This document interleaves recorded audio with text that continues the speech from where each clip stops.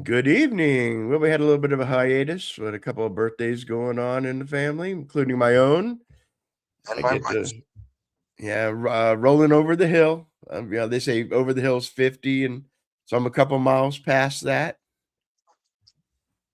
Is Doing that the good. hill? I didn't know. I wasn't familiar with 50 being the hill. Yeah. It's cool. It's cool. Like since I had an adolescent childhood, I'm just going to kind of skip the middle part and go from childhood right into old peoplehood. And I can't wait to be an old people because when you're old people, you get away with shit because people like you're old.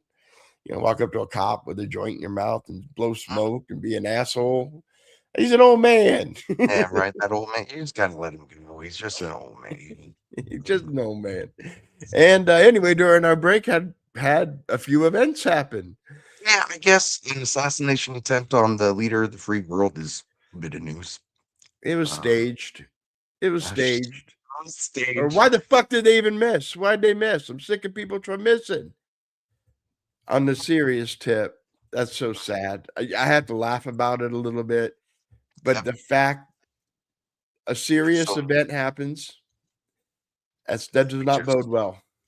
yeah, It does but not bode well. how quickly we move on without even being able to reconcile with it, like as a nation. It's just we're so separated and divided from even being able to have a conversation on that scale. It's just nuts. And And then and yeah, and everyone rooting for him to go down, you do realize what that would trigger. If right. if they are So if they are you're voting for successful, you, idiot. Yeah, the guy after Trump would come and even squishiest Republican would become nux. right. Yeah, no, exactly. You don't want that. You You've don't got want that. JD Vance, you have JD Vance who wants to go on the warpath against the left. He would be unrestrained. No, it's ridiculous. But then we had earlier today, even the Supreme Court with that huge decision of striking down part of the revisions of, or Yep. one part of the Voting Rights Act. Which will now lead to further polarization. I mean, we're basically Yep, going to have and red more state, blue state. gerrymandering. Yep, Instead of north south, it'll be red blue. The, blue. the areas of control, but as we go, it'll be in Congress. It'll be the 1850s where it was slavery or not slavery, and that was the only issue that mattered in the whole country. Well, it's going to be red values versus blue values, but it's going to lead eventually. Someone's going to lose the law, the war in the legislature, which is going to lead to kinetics. If something doesn't stop this train, this is the logical conclusion of where we're going. I know. It's scary. It's crazy. And then the right wing podcasters took a flight Roma. They all went to Rome. Nick took the day off suddenly Yeah, and went to because we Rome. did. It was news on our last episode that the SPLC thing had dropped. Yeah, That that's right. Yeah, DOJ was and bringing charges. and did we mention them being tied to that in that episode? Because I don't. I think we just talked about it overall that they Right, were because funding I right wing think it was the groups. Wednesday before this past weekend was our last episode, so they hadn't Well, left town or, like, Candace hadn't been like, "Oops, I didn't mention I don't have an episode tomorrow." That none of that had happened. yeah. None of that had happened yet, and well, people they did back at. See, we've been they've been beaten up. The Civil War's been going back and forth for a bit. Well, all of a sudden everyone started noticing. Wait, Unite the Right, who was funded, the guy who brought all the groups together is the guy who was funded, and that's literally the event that launched Nick Fuentes. That's Yeah, right. literally the event. That was his Prominence. launch event. And people started pulling up old clips. Launch event is funny. That's a good way to put it. So But anyway, yeah, then no, Hig a whole bunch of people. Yeah, no, you're dead on. We're bringing up a bunch of clips from that. Yeah, and like Nick's yeah, first so like foray. if we get a slow week, we'll kind of dig back into that. Assuming we have no new stuff break between now and Friday's show. Maybe if we have a slow night, we can I'll kind of walk you through that. And then now they both have done shows, but Nick Fuentes put out a tweet saying like, "Well, I'm getting sick of politics." Or I can't do an impression. Candace did do a show tonight, but I haven't seen any noise from it. Nothing's Yeah, I think it's permeated out. mostly in reaction to Erica Kirk recently had a video where she was kind Yeah, of and I find that like the least interesting thing. It's like like the soap opera. It's like we have genres in the political world. There's comedy right. stuff going on. There's But serious thriller stuff going yep, on, and then there's this soap opera thing. This is like watching, as the politics turn. right. But instead of it being fiction, it's a real grieving wife and mother who's lost the love of her life. Like it's just so Yeah, gross, bro. It's so and gross.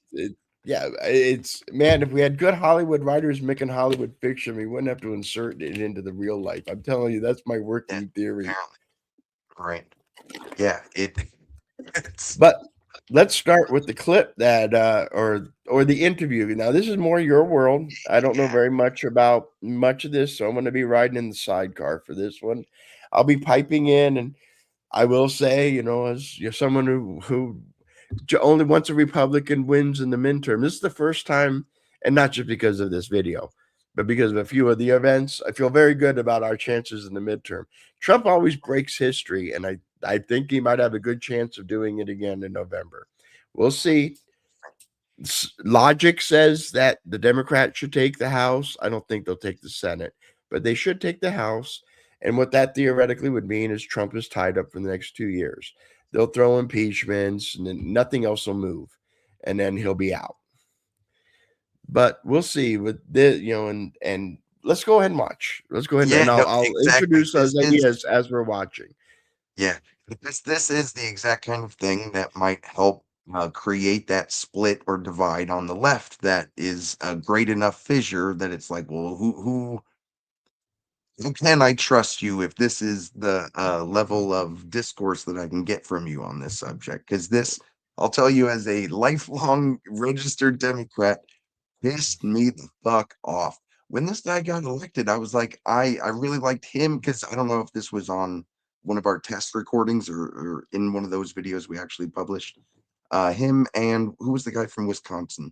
The Oh Wisconsin yeah, like yeah, chair yeah, yeah. I remember a little bit about that. and something. A little bit. That was a whole wild It Democrat was an nominating. interesting battle, right? Yeah. But I ended up really being okay with this guy, because I did like he was both of them were about preaching the importance of building at the state level and for long term. And I there are definitely ways he could have made that argument that he's trying to fulfill that vision. That he gives me every wormy politician answer I've ever heard in my fucking life, or rather, three of them over and over and over. It's so annoying. It's like, how much of this interview did Let's you watch? yeah, let's go ahead and roll through this and stop is I probably won't stop telling you to pause much. I'm Okay, like I said, I'm gonna I let asked, you kind of control this yeah, situation, how and much did I'll you throw watch? You watched some and of I'll this, throw right? I watched the whole thing. I thought it was Okay, good. fascinating. Okay, good. Good. Because it's about the money. And right now, like I said, and right now we're already starting to watch the races. Like the VRA is probably going to turn. Democrats are probably going to lose. Virginia, let's see, Virginia was a pickup of what, 8? I'm trying to think. I because it was like Whatever the it was number. five, It wasn't it? turned into a 10-1. Oh, you're right. It was like 5 because it went from 5-4 to 10-1. Like I think it's Yeah. about what Florida just got today, right? I think it's Yeah. And about Florida just did 4. And the Virginia one is in the court. The Virginia one got stopped by the Supreme Court. And right now it's 50-50 that the court's going to stomp on it. So they might not even get Virginia. But Illinois is all of a sudden like, well, fuck, we'll go down and we're gonna go, all blue. And right now both sides are gearing up. Alabama, Mississippi, both sides are gearing up. Texas is like, well, if you're going to do that, then we'll go to 35-1. Florida's already like, well, we can add another 2 or 3. We could just make Democrats extinct. Jesus fucking Christ. Yeah. And you know who it really helps is the average Joe, not the party at all. Yeah. Yeah, oh yeah. Yeah, it we'll see. We'll see where it goes though. Yeah, But that's the thing about let making politics a team sport like that is, yeah, then all of a sudden you're fucking ruled over like a fucking moron. Uh, well we're at a point where both sides see the other side as enemies. Yep. And if They we get beat to both this sides. our Yep. second video tonight, you'll demonstrate that with a next video if we get to it, If we where get to I told you he's that younger generation conservative. and I Whereas love it. Gen X, we still got the laid back olden time. We know what old politics was like. Bill Clinton working with Newt Gingrich, Ronald Reagan working with Ed Meese or Tip O'Neill, I mean, the Speaker of the House. We're used to two sides that fight, but they work together and they got stuff done. Right. The Would go younger to generations, they've never seen it. They're born post Obama. All they've seen is the most visceral. They are a product of the battlefield. They were born in it. Okay, this is then Ken Martin, DNC chair. He's kind of answering for the autopsy, so to speak, of the 2024 election. I might skip past. There's a little bit of like pleasantry bullshit. I'll be honest, I'm One of the surprised they hardest just didn't release it. But they didn't release it because it would have probably made noise for the day or two and then would have gone away. You know what I'm saying? I can't believe there's something so bad in there. Just release it. It may have been ugly for a day or two, but it would have stayed in your own bubble. I don't know who Right. they're protect. I don't get why it's all being I protected. I don't get get it that. either. Right, you could have done it at the end of last year and had it been, or even I think it was like just like a month ago. It was in March when I think they had declined, or I don't know the full story because again, this is the thing you talked about. It's the Streisand effect. I have heard about this story like 2 or 3 times and kind of thought, "Oh, that's bullshit," until, someone actually and to the Pod Bros' credit, they're actually grilling this guy on some questions, whereas Hassan Piker, they handle with the biggest kid gloves in the fucking world. He's the dude who says you should kill Rick Scott if you, care Yep. about, insurance fraud or whatever the fuck. So miss me on that, Pod Bros, but I do like the way they approach this guy at least. One of the hardest jobs in politics, especially the way up front. And so I appreciate you coming on to talk about it directly. I'll just say up front, we share the goal of making sure Democrats win everywhere, especially the White House in 2028. I also very much understand you've got one of the hardest jobs in politics that you took at an especially tough time for the party. But I do want to press you on some specific things because I think the stakes are too high not to. Does that sound fair? Sounds great, John. Thank you. Appreciate it. So I want to start with the 2024 autopsy, which you call an after-action review. When you won the chairmanship in February of 25, you criticized the DNC's refusal to release their 2016 autopsy as exactly what not to do. You said, quote, "Was there any utility in doing that?" And then promised your 2024 autopsy would be different. Your exact quote was, "Of course it will be released."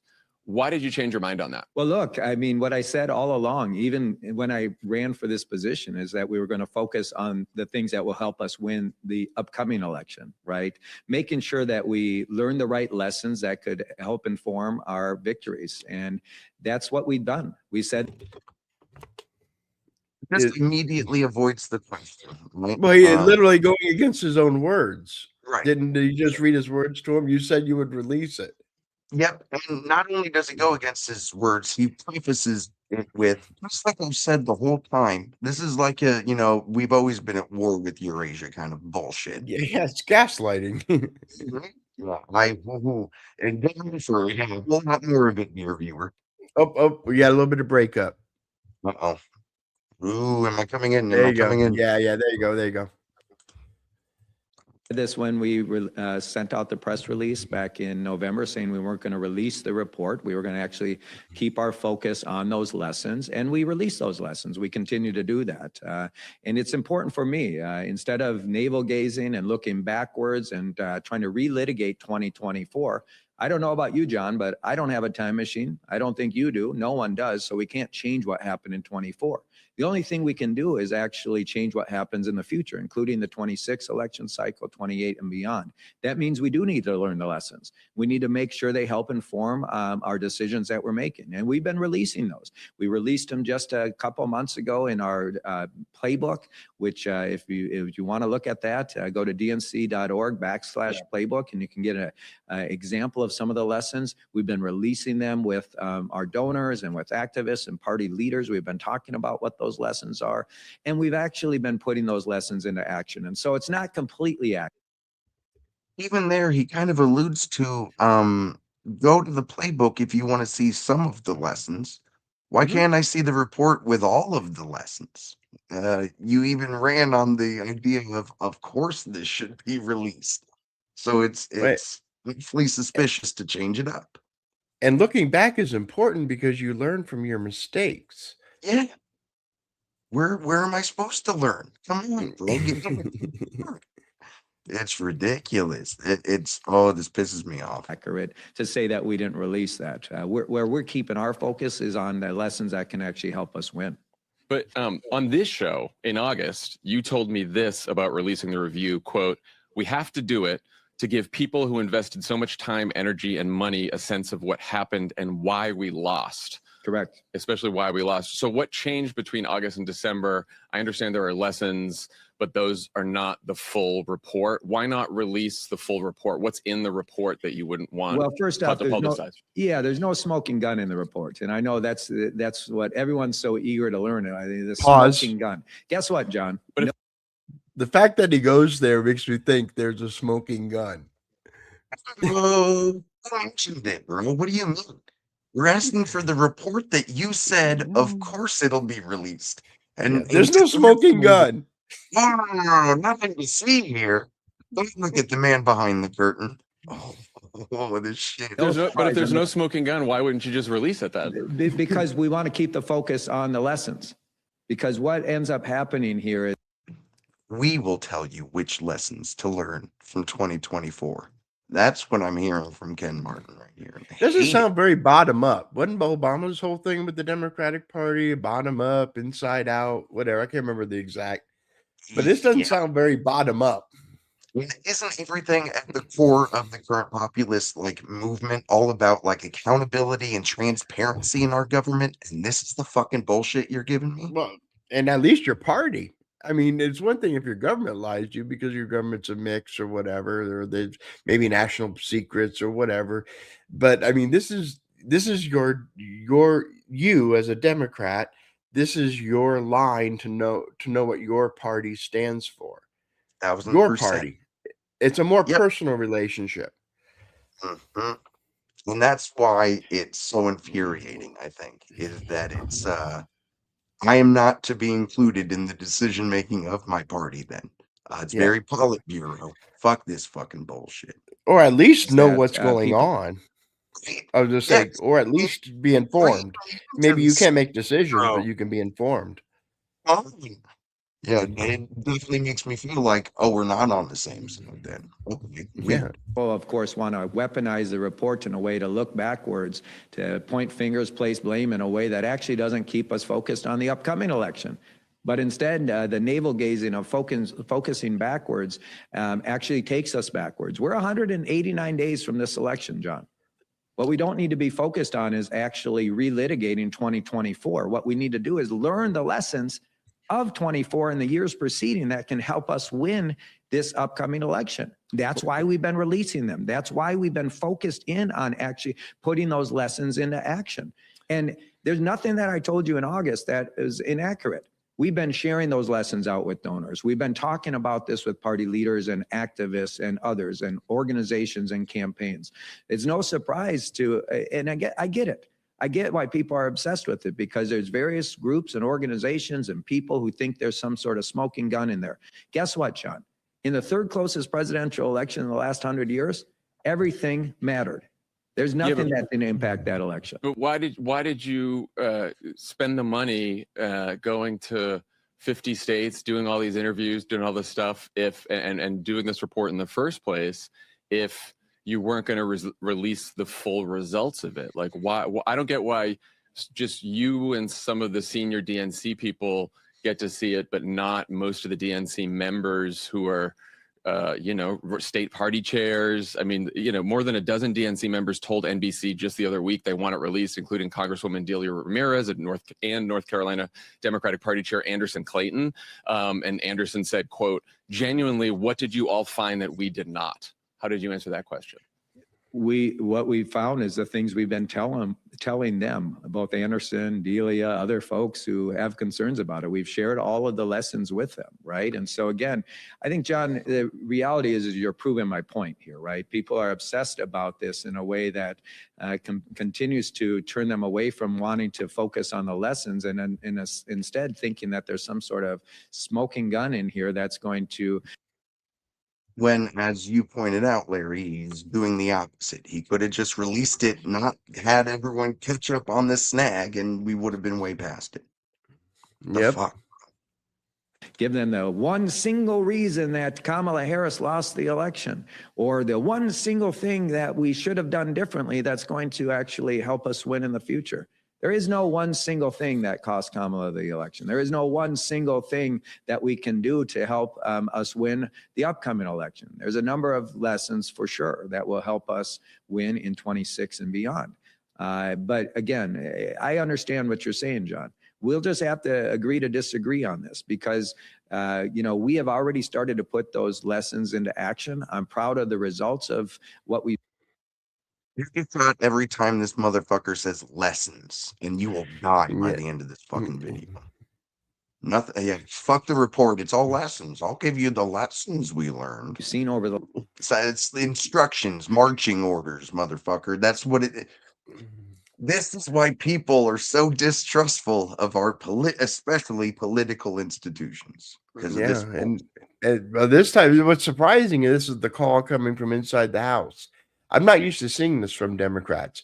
They're pretty good at keeping the vanguard does its thing, and then the foot soldiers do their thing. So I'm not used to this. This is very interesting. The last year and a half since I've been elected, we have significant wind at our back, and we're going to continue to move forward. And we're going to continue to put those lessons we've learned into action, and I hope others will start to do the same. Yeah, I'm just trying to figure out, because it certainly doesn't seem like anyone's looking for one single silver bullet, because it's a 200-page report. So I feel like on a 200-page report, there's a lot of lessons for everyone to take. And if you're going to operationalize it, then I think the question is, like, are you operationalizing it on behalf of people who didn't actually get to see the report? So, like, do they know what they're agreeing to when they operationalize lessons from the report if they haven't been able to read the report? John, you're proving the point. What's the point? I mean, what point? Is the obsession on the report without actually focusing in on the lesson. You're obsessed. Are we still talking about this Jeffrey Epstein guy? Why are we still talking about this thing? This guy. People believe there's some sort of magic silver bullet in there that's going to solve all of our ills at the Democratic Party. Pause. Not. Right. What people? I don't understand who's upset exactly. Here, I can give you my best estimation because, again, my interest has been mostly in the last 24, 36 hours, whenever this interview came out. It's my best guess is going to be a big part of it's going to be that if Kamala had been more forceful that she wasn't going to provide unilateral military support for Israel, that she would have done much better, and especially the swing states at least getting higher turnout. Because as he alludes to in this interview, even about 10 million Democrats stayed home, a lot of them in pretty crucial fucking states. And if the far left is able to point to that and say, oh, you should have listened to us, then it's going to cause discord. But maybe you should look at if you should have listened to them. Like But it sounds to me it's more like the donors and the top echelons of the DNC, not that hungry rabid base. Like, go ahead and continue. I'll point out an example when we get further. I think it's got to be part of like both. Like I think it's a testament to a radicalization of big chunk of the left, just like in my estimation anyway, the fair chunk of the right has been pretty like the far edges, bro. They're fucking crazy out there. And I thought they're holding 10 years hands. ago, You I know would have that said pretty progressive. What? Wait, no, that empty part of the horseshoe, they're holding hands across it. Right. Yeah, it's scary fucking shit. But it's hard to not say that I'm also looking at an interview that's like an encapsulation of why people feel that way. I understand. I don't think understand the point there's you're going to be a making. We'll magic just silver have- bullet though. Who thinks that? No one thinks it's good. That's such a no one thinks there's a magic silver bullet. It's a 200-page report. You interview people in 50 states. You spent a lot of donor money on it. I think We didn't people are spend a probably lot of wondering donor like money on it. We didn't what the- spend a lot of donor money on that, and We- and that's just inaccurate. you spent a couple $100,000 on it, right? No, we did not. It was a free report. We did not spend a couple $100,000 on that. The person and people who were involved in it were not paid to do this work. And so I would just say that's inaccurate, John.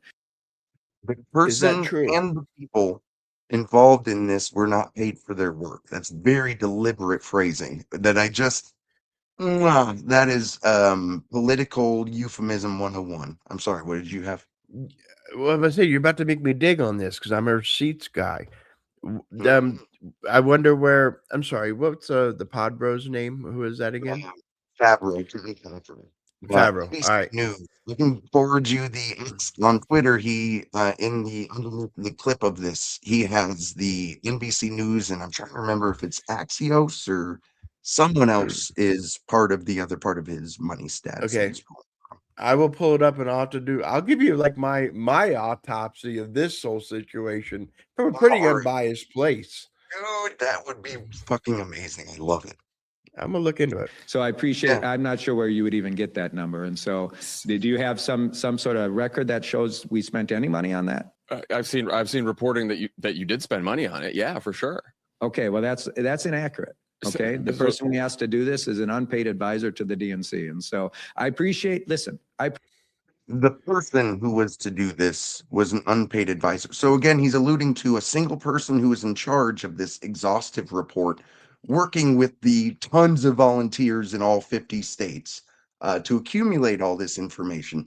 Either there was a whole bunch of money paid to go into this motherfucker, or it's an unpaid volunteer that you delegated to one motherfucking person. What do you expect me to believe? Well, the interesting thing here, again, just from my ear, is he said, I saw reporting. In other words, was it anonymous sources who said that it was paid for? Again, I'm not trying to white knight the chairman, but he came at it like a lawyer in his response. He said, "Do you have evidence?" Is basically what he was asking him. Do you have do you have the receipts? Because the way he came at him, who said this? And again, I got to look into it because I don't know enough. I don't have anything solid right now. I got to look into it. Go on. Yeah, the biggest source on this I know was an NBC News report. It's going to be where you're going to get most of the deets. So, I mean, fairly mainstream. And I know the other one wasn't like a crazy, it would be someone I would expect to be able to get multiple independent sources before running This a is story. this is where I hate that I can't walk amongst you. In other words, I can in MAGA world, I know the different factions, I know who they're play, I know their agendas, I can look at their timeline, I know where they're coming from, and I just don't understand the nuance because I don't swim in those waters. So it's harder for me to find real accounts with real pull, with the guys who go to the meetings, the DNC meetings at the state level, who go knocking on doors, who do the work as opposed to online. I know who the online loudmouths are in MAGA, and I know who the foot soldiers are, the people that do actual work. I know the difference between the two, and I don't have that same luxury when I go swimming in blue waters. But I will try my best to get to the bottom of this. I want to dig like a reporter to find out who has evidence of what. And I'll start with that article you mentioned. But go ahead and continue. I do see why you're angry, though, if you're coming from Pod Bros perspective. Appreciate where it's coming from, John, but let's just trade in facts on this, right? The reality is we did talk to, hundreds of people. It was an exhaustive exercise to really get at what are those key lessons. And I want to be very clear. There's nothing that changed from what I said on the campaign trail to now, which is when you were on the campaign trail and you talked about definitely releasing an autopsy and criticized the DNC for not releasing an autopsy in 2016. In your mind, you thought I'm going to do one, but only release certain lessons and not the full report. No, what I said at the time is exactly what I've been saying now, which is we have to focus on the things that help us win the future elections. We have to focus on those lessons. We have to do this exercise, by the way, of conducting this analysis so that we actually learn what happened, not just in 20. We've always been at war with Eurasia, so just take the lessons that I give you at the re-education camp. No, I'm not going that far. But fuck this guy. God damn, this pisses me off. But in the years preceding that, John. And so that's where our focus is.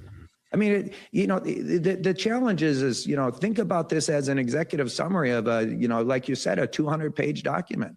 And I think what we've put together and what we learn, we are sharing with people so they have full insight into what we actually need to course correct on as we go into these final 189 days left and into the future. So again, are you going to release, you mentioned executive summary. Are you going to release an official executive summary? Make that public? We've been releasing that, John. That's what I've been saying to you. Well, you said lesson. There's the Democratic playbook, the playbook that you said you can sign up for on DNC for sure. But I know that NBC News said that before Easter, about a month ago, you told DNC officers on a call to expect an executive summary in short order.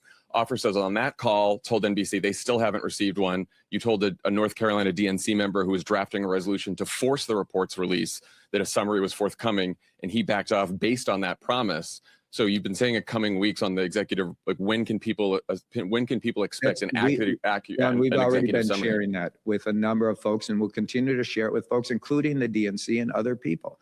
The reality is we're not hiding the ball on this. We have been sharing those things out. Happy to get you over, what we have been sharing out, John. The reality is that there's no smoking gun here. And as much as people would like to keep focusing in on those pieces, what they're ignoring is that we're sharing out the lessons. We have been incorporating those, and we have actually been putting those lessons into action, which I'm most proud of. Look, we're 189 days away from this election. You said on the top end of this that what you care most about is helping us to win elections. Okay, let's focus on the elections coming up, John. You know what? Yeah, well, I mean, I want to focus on winning them. I feel like an autopsy on what went wrong, and when we lost the popular vote in all those states in 2024, and figuring out what went wrong based on a big report is pretty important for everyone to know. Yeah.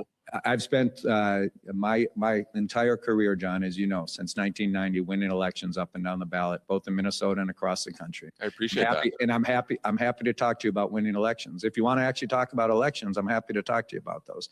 But again, you're proving the point that I think many folks, are frustrated in this party, which is people want to turn backwards to relitigate the 2024 election. To point fingers, to place blame, to I think you want to learn lessons, like you said. Well, listen, to win elections, if they want to win elections, I'm happy to share what we learned in the way of the lessons on why we lost the 24 election and the years preceding that. Happy to share those. We're sharing those out with everyone. But again, this conversation doesn't help us actually win elections. All it does is continue to turn people inward. What we need to do is focus on the work we need to do in the 189 days. Learn the lessons. And I'm happy to go over what those lessons are. I'm happy to go over them with anyone who wants to talk about them, John. But what I'm not going to do is release a report that turns everyone backwards, trying to either point fingers or place blame. And actually, why would it turn everyone backwards? You just revealed the reason, straight up. The reason I'm not releasing this is because it's going to make a whole bunch of people angry and point fingers. Okay, that makes everyone not trust you, bro. That makes everyone not, I don't know what to tell you other than this is why people don't trust you. Yeah, and that's healthy. Pointing Right. fingers that's healthy. That's how you get. Having a conversation with my wife earlier on this subject. Friction is a good thing. That means you're getting somewhere, you see. I would argue one of the problems of 2024 was that the DNC had no friction. They as soon as Biden malfunctioned, there was, if you had a primary, yeah, it would have been late and it would have been ugly, but I think it would have been more unifying than everyone just getting aboard the Kamala train happy as a clam. Coming around on that idea. That a bit too late, obviously. But yeah, no, I think an autopsy report would be helpful. It wouldn't be. especially if a whole bunch of resources went into it. Fuck. To Interesting. ignore their own responsibility in helping us to fix the situation. The reality is And then say, I'm sorry, he paired it with and ignore their own responsibility. Like if you're someone who ran to be the chair of an organization on a certain thing, and then you won't release that, you won't follow through on that promise, and then complaining about other people not taking accountability, this Well, is yeah, just he's saying, I don't want people pointing fingers, but I'm going to point this finger. yeah, it's your fault that we're stuck up on this thing. No, bro, this is a self-inflicted wound because you won't release this fucking report that apparently has nothing valuable. Crazy. Yeah. Okay, then fucking release the shit. Fuck. Infuriating. you know, we all have a responsibility, yourself, myself, everyone, in actually learning those lessons, focusing on the upcoming election, putting them into action so we don't repeat those same mistakes. That's what we've been focused on, John. Oh, so Steve Shale, longtime Democratic strategist who's run Florida for the party, told the Washington Examiner that there's a, quote, financial penalty specifically tied to burying the autopsy because donors want a clearer accounting before recommitting. The DNC is entering April with negative net cash on hand. So even on your own, standard of does this help us win, is it possible that the autopsy decision is actually costing you the money you need to win? That's just inaccurate, John. And I'm sure you follow the campaign finance reports like I do. We raised $105 million in 2025, a record amount of money for the first year. You don't have you're not have negative cash on hand right now. You don't have debt that's made a negative cash on hand. We do have debt, John, and that's because I took out a loan last year to make sure we could make deep investments. You know what we've been doing, John? We've raised a record amount of money, $105 million. It's the most raised for the first year chair of any DNC chair in the history of this party. Pause. And you know what's great? You know what? That money's not getting out. I just saw in the swing districts right now, there's about 15 toss-ups, and the Republicans are taking a lead in the polling because the Democrats aren't on the air. So they're starting to get defined by the Republican opponents. I'll pull that clip up and send it over to you. And it's from political watchers that are non-affiliated. I think it was one Democrat, one Republican, and then one news reporter on the panel. Let me find where I saw that. Yeah, because we're about to be like 6 months from election time, bro. We got a lot. It's about to start. It's about to start cooking here pretty soon. Cooking for sure. What's great about it? We raised in 2017, which is I might real quick try to find, because this entire financial bit, do you want to go through this financial bit? Because I think you were pretty interested in it. But I feel I liked hearing it because, like I said, John Favreau, he's right that money's not the RNC and their different organizations are raising. You don't understand. Republicans don't raise money like this. We never have. We've always been in the deficit since 2008. We always lag behind on money. This is the first for us. We're going into it with money and money on hand, not even in debt. So I find it interesting for that, but you can move ahead. I don't mind going past it. Where I would give him the props of, like, again, when it was him or Ben Wickler. Is that his name? The Wisconsin guy? I don't remember. I don't remember his name either, but I like Ben Winkler. It sounds close enough. Yes, that's close. But the reason I was cool with both of them is because of this part that I'm kind of skipped. So I do want to give him the props that I'm not playing through here. Is like he constantly avoids the debt question with like, look how much money we're raising. Look how much money we're raising, which is kind of standard issue bullshittery. But I think there are some legitimate criticisms John also raises about like uniform payments out to like Guam and the Marianas Islands and shit like that. The same amount as like Pennsylvania or Wisconsin. That makes no sense. That's not logical. Okay, sure, I get you want everywhere to be involved in your whatever. But if you're about winning, this is like, well, we got a great guys on the practice squad. Okay, well, that's cool. But that's not going to help you on the field on Sunday. I mean, I guess it will in the periphery. Yep. You don't want But to what could- ignore that. Like, I totally Yeah. respect that he wants to devote resources to it. Again, that's Yeah, what I'm saying with like I agree with them on building out that infrastructure. Yeah, But I appreciate it's not having a good practice team, but give me a kick-ass wide receiver. one right now, bro. Right. Let's see if I search from here, if it will be after maybe release, full release. Might just have to keep scrolling through. We're pretty close to when he comes back around it. Data infrastructure. Okay, that's when he's talking about buying the Harris campaign's fundraising list. That's an interesting choice too. Let's see. That's the ad break. It might be after the ad break. Oh my god, it just zoomed all the way back to the beginning of this motherfucker. What is that? Okay, hold on.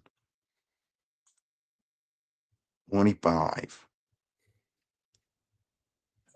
In off-year elections, midterm elections, when we have the wind at our back, and I feel great about the midterms. I feel really excited about the off-year elections too. As we head towards 2028, look, I saw this in 2022. We did well enough in the midterms, and Democratic insiders, Biden administration, everyone else were saying, you know what? This proves that we're going to win in 2024, and we're in great shape. And God, I hope so, because I think we need to win 2028 more than anything. But it concerns me that I see two things. One, this autopsy, which you campaigned on releasing, and I know you're releasing lessons, but are hiding still plenty of the details in the autopsy, and I just can't figure out what details that are in there that you don't want out there because you don't trust people with, because they're gonna, I guess, argue about them, because it feels like we really need a robust discussion about where the party's headed, not just pundits like me, but the state party chairs and the DNC committee members who are asking you to release it. They're asking you to release it. I know you want to keep focusing on that, and that's fine. Well, and I'm saying, and I do think that affects and the fundraising isn't going well either. So I feel like that's the fundraising. That is just completely inaccurate, John. I mean, you had a great first year in 2025, and we've had a great first quarter. $32 million we raised in the first quarter. We raised $4 million in March than Tom Perez did in 2018. We have that's excluding debt though. That's excluding debt. We have 50% more cash on hand than Tom Perez did. But you're excluding debt. You don't have 50% more cash on hand if you include your debt. John, we do, because at the end of the day, we can pay that debt off whenever the hell we want. I could hold that debt until the end of the year. And it means the debt doesn't exist, John. You see? Like, because he understands how to take out loans and shit, that means debt doesn't exist. Like, it's so fucking wormy. Well, eventually you're going to pay the debt off. Money's got to come in eventually.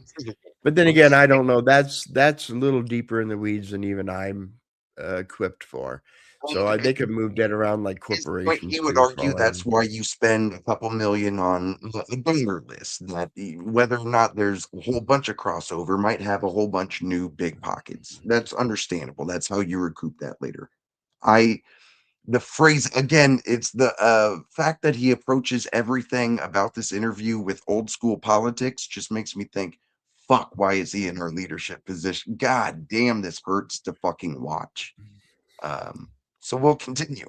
So the reality is there's nothing that's holding me back in terms of the cash I have, the cash on hand I have to spend it on elections. I can carry that debt all the way through the end of this year and beyond if I want. So that's just inaccurate. I know you know campaigns, but you're just spewing stuff out that's just wrong. I'm saying that I saw that talking point about 50% more, and it's based on excluding the debt. So that's why we raised $32 million in the first quarter. Okay, we have $15 million on hand. We're able to spend that money on continuing to build our infrastructure and to help us win elections. Okay, and we've continued to raise money. Nothing has slowed down. In fact, the fundraising has picked up significantly since even the last November's elections in 2025. So listen. And I know the grassroots fundraising has been great. I know that. I concede that for sure. There's plenty of reports about this. I've talked to plenty of people about this, that a lot of the big donors still have not come off the sidelines. And part of the reason is that there's a trust issue based partly on the autopsy. Yeah, I'm just not seeing that, John, and I appreciate that. And I don't believe that to be the case. Maybe you're talking to donors that I'm not. I highly doubt it, but the donors I'm talking to who are holding back, they're not holding back because they're frustrated with me. And they're not holding back because they're frustrated with the DNC. Just the opposite. And so I think people see that we are actually putting into action the lessons. They are holding back. There are donors who are holding back. Yeah, they're Right? holding Isn't that back. So why? So what? From what is he saying they're not holding back? But then you would have more money. You Right. wouldn't be Okay. taking debt. Right. Well, there's something's got to give in your logic here. It So sounds to frustrating. me like the donors are the ones who are pissed. That's where I Yes. think John's coming from. It sounds to me that the donors are because the donors feel like their money was wasted in 24. Hmm. If you boil Absolutely. this down, I think that's Palestine or whatever, all the other issues. I think ultimately it's the donors want to know where their money went in 24 because they outspent Donald Trump 4-1. Right. But I don't think there's too much like I thought like in which states you mean? I think it was pretty clear. There are like reports pretty late in the race of like where she had spent the most. Unless Yeah, well, we're talking like PACs and all well, that shit. the Because that might rumors, be five. MAGA is all about. Again, I don't know the truth, the veracity of truth, but our story, she gave Beyonce 10 million for that little speech Beyonce give, and Oprah got a couple Not million for the fake show. I don't know if that's true or not, but I mean, that's where all those money. And if that got into the donors' heads, you're buying Oprah's time, you're buying Beyonce's time, you're buying Cardi B down in Atlanta for that Atlanta rally, and you had to pay for everyone to get into the rally because they were all union members. So that if that's what they're wondering about, that would be an interesting angle if yeah, there like was the Mel part of Brooks movie. You know like how he puts on the play to raise a bunch of money? who The Mel Brooks movie. I just watched Mel Brooks movies for my birthday, so it's fresh in my play mind. But it's which just springtime for Hitler. springtime for okay, yeah. Yeah, and he just raised, and Um it ends up being a hit, and he's going to go broke because it's a hit. Her the campaign producer. was that though. It was just, or yeah, the producers. Her campaign was, was just to pull money in to pay off her, the count, what do they call them, the campaign coordinators or whatever. In other words, everyone was just grifting off the campaign. The goal wasn't really to win per se. They were just advisors. I'm trying to remember the campaign people that always sucked the money. But Sure. anyway, I'm not That's gonna be a sophisticated. hard sell for me. That's on the same lines of like Jerry Jones would like to win a Super Bowl before he Yeah. dies. Again, yeah, I'm clearly saying this is speculation. I'm not even doing I'm asking questions a bit. I'm just saying, yeah, this is the impression that a lot of I would say that's the impression a lot of MAGA holds. I think that's a fair statement. That money was that her campaign was a money pit because you really didn't see a lot of results for the money. Okay, so we'll pick up for the last couple minutes of this. As we've learned, we're actually building the infrastructure we need. We're competing up in the down the ballot. We're making the investments throughout the country to make sure that we're organizing everywhere. I mean, part of the challenge, John, is we've talked about this on the show before, that this party for years, and this is why I ran for it, has had a very myopic vision of just focusing in on one campaign cycle, one candidate, one campaign at the expense of a long-term strategy. And for us to break out of that, we actually have to have a long-term strategy. And that requires us to build through the lens of building long-term infrastructure. And so, you're damned if you do, damned if you don't. If you throw all your eggs into one basket, which is one campaign or one campaign cycle, then you've built nothing permanent. Or if you do as I am, right, which is to start building the permanent infrastructure we need to have a long-term strategy, then you get blamed because you don't have enough cash on hand to compete with the Republicans.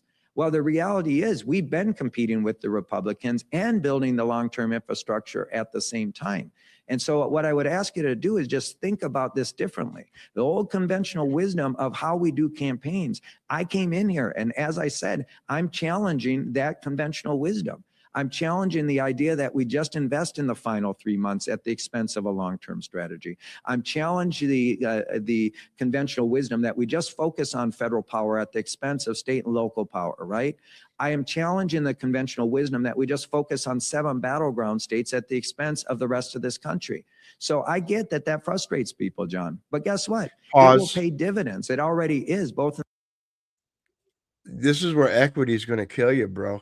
He's looking for equity of democratic power. What he wants, but those are the battlefields. You're fighting battles on battlefields that don't matter. The 7 swing states are the battlefields. That should be your focus. Real quick, can you pull this down for just a second? Don't turn it off or anything, and share my screen. I thought this was funny. Now this is from March, but this is what he was bragging about. And let me look at it. Yeah, let me pull it up bigger. Oh yeah, no, you're good. I needed to do it on my screen. Yeah. You're good. Yeah, Okay. 102 to 15. Yeah, 102 to 15, 17 in debt. So you're still at a -2. When is that? March? This is in March, but that was what he was bragging about. It matches the numbers he was saying. Exactly. Yeah, go back to it. So that's what I'm saying. Maybe this is just a challenge to him that the donors are like, he's not doing very good.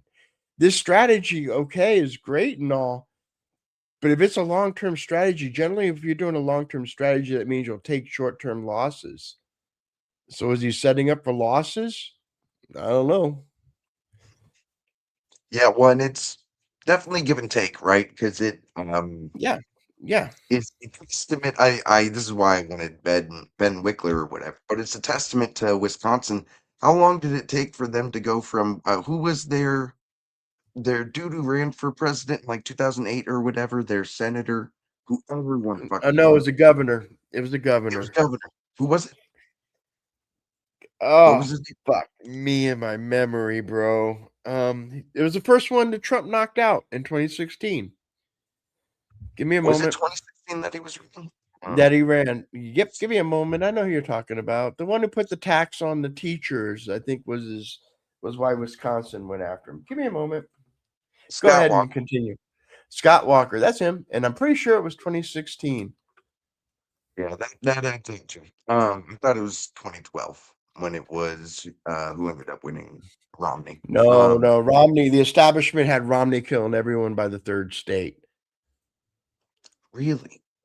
Well, Oh, I yeah. mean, he might have been in it early because me and Molly, like, we get into every debate, every Oh, fucking he may have president. been, but yeah, Romney was heads and above everybody else by South Carolina. Got you. But yeah, no, it's a testament. They went from such a fucking red state to a pretty dominantly blue state now that it does take investing in the infrastructure at a party level to create more than 7 swing states. Like, it's, to me, the fact that there are 7 where you need to spend your money is in fact, in my opinion, is because the Democrats have receded from even trying in Florida because they want to make Texas their fucking baby for some reason. Completely receding. Like, there are certain examples of the DNC or just the party in general, because it's the DCCC or whatever the fuck it is too. Wanting to put all their chips on that part of the fucking board, right? Instead of, this is again something I do legitimately want, is long-term investment in that kind of shit. So I'm not against that necessarily, and it would mean short-term losses. That's Not when necessarily, but generally, if you have a it's not long-term plan and you're trying to fill out, then that means you can't. It's min-maxing in video games. The thing you want to be strong at, you put the most points in. But if you're right, trying to be a jack of all trades, you're not. You're a master of none. right. Well, and especially when you do it with a uniform, almost like altruistic look at, like, the Marianas Islands should get the same Eh, amount of this eh, stipend for this program or whatever, party building or whatever. and you're doing it while you're broke. I mean, you got Right. more money Not leaving raising than. money right now. Yeah. Mhm. It's I don't know. I give the guy a whole lot of credit. Honestly, I have Did he do the debated whole? this. I turned that Minnesota is a purple state. Did he do that? I'm sorry, I was kind of distracted looking up stuff while he was talking. And did he do that part here, or was that somewhere else? I do remember in this interview, he's like, "And I'm such a good guy. I turned the whole Minnesota as a was a purple state, which is a total jokes. Nah, don't worry. Put purple. Purple would be a better keyword. You don't have Feel to like go to this it or is- anything, but okay. So I guess he didn't nothing. Okay, never mind. I thought he said something about Minnesota being a purple state. Maybe I misheard him. And then he was like, because that thing ain't purple. Minnesota ain't purple. They do have a red section in their rural areas, but blues have been in control of that state for at least a decade. I mean, Minnesota is the only state that went against Ronald Reagan in Ronald Reagan's landslide. The only state was Right. Minnesota that went blue. Or it feels a little ridiculous. Yeah. Fun fact: that's where the colors stuck. Previous to that election, colors used to go back and forth. For example, in the 90, if you watch coverage of the 1980 election, Ronald Reagan is blue and the Democrats are red. But it was in that. Yes. So fun fact, and then it stuck, and it's also an oddity because everywhere else in the world, the red flag stands for left-wing politics, generally communism or socialism. But in America, the Conservative Party has the red banner. I thought those were fun facts. It is a fun fact, especially for any of our graphic designers in the audience. But yeah, no, I don't even know if we need to go through the rest of this. There was one part of for some reason this text, like the transcript search isn't working at all because I know there's a part that I know the exact verbiage used and it didn't pull it up. But where it's when they're talking about like the money spent, where he says to John, if you don't like the way it's being spent, you're free to take your check back or whatever. And it had just like this attitude of, I don't need you, you need me, motherfucker. That's not going to go well. Whatever. Okay, well, maybe I will keep my nickel. That out because it made motherfucker me think, oh, why am I in this party if this is the dude who's supposed to be my leader? Oof. Oof, oof, oof. But I think honestly that might even do it for tonight because our listeners don't know, but I do have to do trash tonight. Wednesday night is my trash night, unfortunately. So it works. That's okay. That's all good. All right, then. Yeah, we had fun. That's very interesting. I am going to dig into that if I get some free time tomorrow. I'm dealing with some shit too, but if I get some free time, I'm going to try to pull receipts up on if this is based on anonymous sources or if this person says X amount of money was spent on this, and maybe try to get down to who the people are who demanding it, why this is an issue. Because again, I'm completely on the outside. I had no idea this thing was a thing. And maybe in the big scheme of things it isn't, but it's interesting. It's the first time I've seen ruptures inside the Blue Party, though. Right. Yeah, no, I think it's fascinating. I remember early on, Larry, you've asked me like, where are the Pod Save Bros on like this spectrum or whatever? I would say they're challenging the establishment now, right? In a way. Right. But you can tell from how he starts that interview, he's clearly like there's no separation between Jon Favreau's he's not in any way concealing he is acting as an agent of the party, right? I want the Democratic Party to do really, really well. He's a Obama speechwriter, for Christ's sake. He's not necessarily an outsider, is I guess the way that's what I'm saying. But who is he sticking up for? It sounded like his complaints were coming from the donor class. Just that's who he was being the megaphone for. But I want to research that before I cement that. No, but it's you're dead on because it's where he specifically alludes to him hearing from people that he has personally heard from people is when they were talking about donors being a bit reluctant to want to give up the big bucks. Well, obviously they're not getting money, so I mean that's a fact. Someone's holding back. He through weird implication, he's able to say that there's some people who are holding back from donating money to the party. So if only there was some sort of like report that could be released that kind of like gives people a good breakdown of what happened. All right, I'm gonna look You- into it. But you have a good night then, and we'll try to get Yeah. together tomorrow. Yes, no, and I will be out of town, unfortunately, Friday and Monday, so I wouldn't be able to That do works out actually. That works out for Yeah, me. with That's your good. schedule. Monday's gonna Okay, be yeah, but tomorrow, Monday's let's gonna at be least terrible. get a back-to-back in before we Yeah. get back next week. All right then. All right. Goodbye, people. 60 Yep. minutes. We could be That's on right. TV. We can do this fucking We shit. hit our mark. That's right. That's right. We'll see you next time. Same bad time, same beat channel. And we love y'all. Peace.